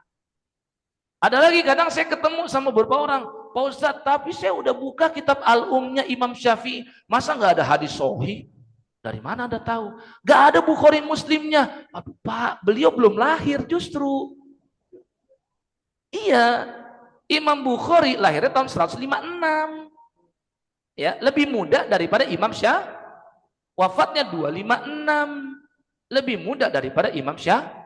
Bahkan Imam Ahmad tuh salah satu muridnya Muhammad bin Ismail, terbalik salah satu gurunya Muhammad bin Ismail al-Bukhari. Jadi di antara gurunya Imam Bukhari itu Imam Ahmad bin Hambal. Sekarang bayangin deh, kalau ada generasi yang lebih dekat dengan Rasul, lebih dekat nggak nih?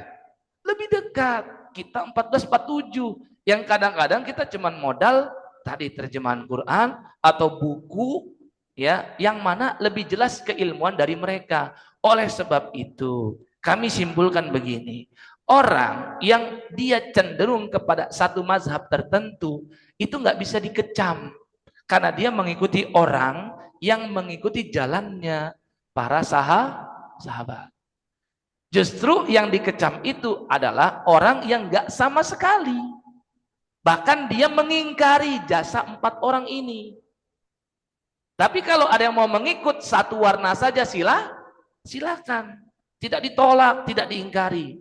Cuman jika kita mendapatkan hadis baru, ilmu baru, ternyata bertentangan dengan apa yang sebelumnya kita yakini, terus hadis ini jelas kesohihannya, ayat ini juga jelas maksudnya, maka yang buruk itu sikap fanatik terhadap mazhab.